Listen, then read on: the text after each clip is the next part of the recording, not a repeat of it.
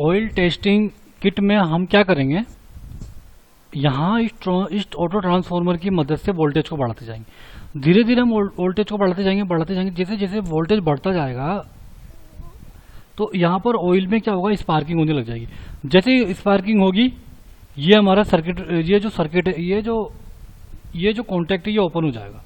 तो उस रीडिंग को हमको नोट करना है। उस रीडिंग को हमने नोट कर लिया तो हम ये देखेंगे कि 50 से 55 किलो वोल्ट वोल्टता को 1 मिनट तक सहन कर सकता है नॉर्मली तेल। तो हम क्या करेंगे, हमको वही पता लगाना है कि कितने वोल्टेज पर उस ऑयल में डूबे हुए दोनों इलेक्ट्रोड के मध्य स्पार्किंग हो रही है ना। ये हमको नेचुरली पता क्या लगाना है कि ये यहाँ पर इस इलेक्ट्रोड के मध्य में, जो ये इलेक्ट्रोड जिन ऑयल के मध्य में रखा हुआ है, कि इस वोल्टेज में कितने वोल्टेज आने पर, कितना किलो वोल्ट आने पर इनके बीच में स्पार्किंग हो गई। तो जैसे ही स्पार्किंग होगी ये सर्किट ब्रेकर ऑपरेट होकर के बंद हो जाएगा। इसका मतलब हो गया कि वो उसका वोल्टेज लेवल है कि वो तेल या ऑयल इतने किलो वोल्टेज को बर्दाश्त कर सकता है, ये इसकी मैक्सिमम क्षमता है। तो क्या करते हैं, हम इस एक्सपेरिमेंट को 3 बार दोहराते हैं। तो 3 बार जब करेंगे तो 3 अलग अलग वोल्टेज आएंगे और फिर उन तीनों का हम एवरेज लेकर के एक रिजल्ट निकालते हैं कि इतने वोल्ट इतने वोल्ट इसका सामर्थ्य है। जैसे मान लीजिए हमने रीडिंग ली, फर्स्ट टाइम में रीडिंग आई 50 kV, दूसरे बार में आई 60 kV और तीसरे बार में आई 60 kV। तो इन तीनों को जोड़ लो, 60 और 60 120 और 50 170। अब 170 में आप 3 का भाग लगा लो तो कुछ ना कुछ आएगा ना। तो 65 इसके करीब, जो जितने के कभी करीब आएगा 65 या 60 65 या 66 kV। तो वो उसका सामर्थ्य होगा कि ये ऑयल जो है ये जो ऑयल है इतने वोल्टेज तक का इसका सामर्थ्य है। अगर तो हम क्या करेंगे, जैसे हम उस ऑयल का मैक्सिमम वोल्टेज पता चल जाएगा तो हम क्या करेंगे, उस ऑयल को उसके सामर्थ्य, जो उसका सामर्थ्य आएगा, मतलब मान लो 66 किलो वोल्ट उसका सामर्थ्य आया वोल्टेज पर उस ऑयल का, तो हम क्या करेंगे, उस ऑयल का जो इस्तेमाल करेंगे ना 66 किलो वोल्ट से कम के ट्रांसफार्मर पर हम उसका इस्तेमाल करेंगे। तो वो ऑयल क्या एकदम सही अच्छी परफॉर्मेंस देगा। ना तो जल्दी ऑयल वाष्पीकृत होगा, ना ही ऑयल का जल्दी से डिकम्पोजिशन होगा, ना ही उसमें कोई केमिकल रिएक्शन की वजह से उसमें वो केमिकल रिएक्शन भी कम होंगी। मतलब या तो उसका विघटन नहीं होगा और वो वाष्पीकृत भी नहीं होगा और वो किसी अदर चीज से कोई रिएक्शन भी नहीं करेगा। तो इस तरीके से हम ऑयल का परावैद्युत सामर्थ्य या डाई इलेक्ट्रिक स्ट्रेंथ को याद कर लेते हैं। ठीक, और अगर इस तरीके का ऑयल रहेगा, अगर मान लीजिए 66 किलो वोल्ट उसका सामर्थ्य है, अगर उससे कम पे हम उसको इस्तेमाल करेंगे ना तो वो लंबे टाइम तक चलेगा, ज़्यादा वाष्पीकृत नहीं होगा। तो हमारी जो वकोल्स रिले वो भी ज़्यादा लंबे टाइम तक काम करेंगी। वो क्या करेगा, हीट का ट्रांसफर भी अच्छा करेगा। वो उस किलो वोल्ट से कम पे रहेगा तो वो क्या करेगा, नमी को भी अपने अंदर अब्जॉर्ब नहीं करेगा। क्योंकि होता है ना कि एक चीज इन परिस्थितियों में काफी अच्छे से काम कर सकती है, तो अगर हम उस चीज को वही परिस्थिति अवेलेबल करा दे तो वो अच्छे से अच्छा काम करके देगा ना। इस तरीके से उसकी परफॉर्मेंस क्या रहेगी, अच्छी रहेगी।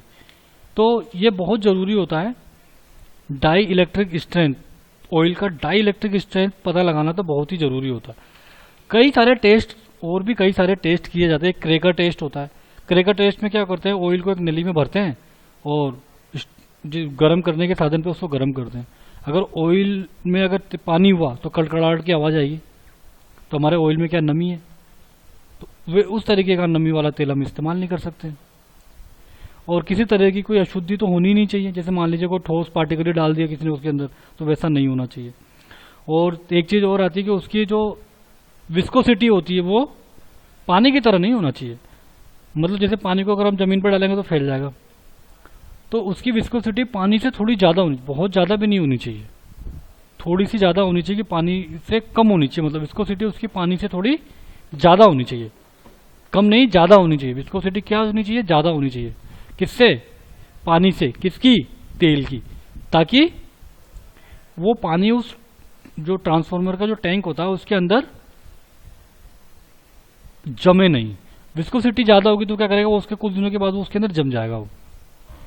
ठीक है, तो इस तरीके से हमने आज डाई इलेक्ट्रिक स्ट्रेंथ पढ़ी, किसकी, ऑयल का, कि डाई इलेक्ट्रिक स्ट्रेंथ कैसे निकाला जाता है ऑयल का। इसके सिवाय भी ऑयल का क्रैकर या चटकना परीक्षण किया जाता है, अम्ल टेस्ट किया जाता है, कीचड़ परीक्षण स्लज टेस्ट किया जाता है, फ्लैश पॉइंट टेस्ट भी किया जाता है इसका कार्य क्षेत्र में विद्युत रोधी तेल का सरल परीक्षण भी किया जाता है। तो इनमें जो इन परीक्षणों में जो सबसे ज़्यादा महत्वपूर्ण है वो क्या है, परावैद्युत सामर्थ्य परीक्षण, डाई इलेक्ट्रिक स्ट्रेंथ टेस्ट। और यही हमने पूरा डाई इलेक्ट्रिक स्ट्रेंथ टेस्ट के बारे में आज पढ़ा और समझा कि कैसे डाई इलेक्ट्रिक स्ट्रेंथ हमें काम करता। इसमें कुछ सावधानियां हैं, तो उन सावधानियों के बारे में भी हम बात कर लेते हैं कि ये सावधानियां जो है वो कुछ इस तरीके की कि जो इलेक्ट्रोड्स होता है, इलेक्ट्रोड्स आपस में चिपके हुए नहीं होने चाहिए। कई बार क्या होता है हम लोग सही से चेक नहीं कर पाते और पाते हैं कि जो इलेक्ट्रोड्स होते हैं वो आपस में चिपके हुए हो जाते हैं। जैसे ये इलेक्ट्रोड है ना, इसके बीच में हमने कहा था कि 2.5 से 4 mm की जगह होनी चाहिए, पता ही नहीं चलता है, वो इलेक्ट्रोड चिपके ही रह जाते हैं। तो हमारे किसी तरीके का कोई परफॉर्मेंस ही नहीं आएगी, स्पार्किंग ही नहीं होगी, भंजन ही नहीं होगा ऑयल का। क्यों? क्योंकि ये दोनों शॉर्ट हो जाएंगे तो करंट इनके अंदर से पास हो जाएगी, तो ऑयल में से पास ही नहीं होगी, तो कुछ मतलब नहीं निकलेगा और हमारा इक्विपमेंट बार बार ट्रिप करता जाएगा। बार बार ये क्या, ये हमारा ये जो ट्रिप सर्किट है वो ऑन होकर के इसको ट्रिप कर देगा, तो हमारा सिस्टम आउटपुट में वोल्टेज आना ही बंद हो जाएगा। पहला, इसको पता कैसे लगाएं कि दोनों चिपका हुआ है कि नहीं चिपका। तो क्या करते हैं, पहले तो अपने 2.5 mm, बहुत छोटा होता है 2.5 या 3 mm करके देख लेते हैं। उसके बीच में क्या करें, उसके अंदर एक पतला सा 2.5 mm का मोटा सा कोई कपड़ा या 2.5 mm की कोई लकड़ी, लेकिन उस वक्त सारे सिस्टम बंद होने चाहिए। तो हम डाल के देख लेते हैं कि क्या इसके बीच में जगह है कि नहीं है। तो या फिर हम 2.5 mm का कांच लेते हैं नॉर्मली, तो उस कांच को उसके दोनों इलेक्ट्रोड के बीच में से निकाल करके देखते हैं कि निकल रहा है कि नहीं निकल रहा है।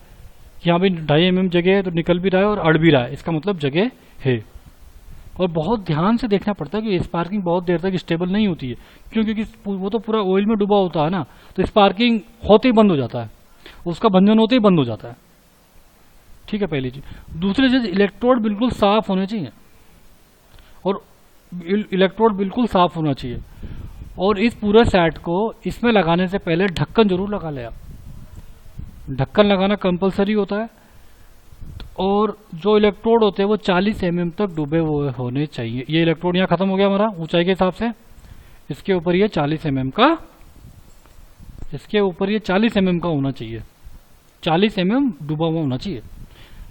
या फिर कहो जितना बड़ा बॉक्स होता है ना, ये ज़्यादा बड़ा नहीं होता। जो इसकी साइज हमने बताई थी वो 50, 90, मतलब 55, तो इसकी लंबाई होती है 55 मिलीमीटर, 90 इसकी ऊंचाई होती है, 100 मिलीमीटर इसकी ऊंचाई होती है, लंबाई होती है, 55 तो इसकी लंबाई होती है 55 mm, 90 चौड़ाई होती है और 100 mm ऊंचा होता है। अगर इतना है तो आप तो इसको पूरे को भर दो, पूरा भर दो, ताकि दिक्कत ही नहीं हो अपने को। और पूरा भरने के साथ साथ इसकी ऊंचाई कितनी होनी चाहिए, 40 mm भी होनी चाहिए।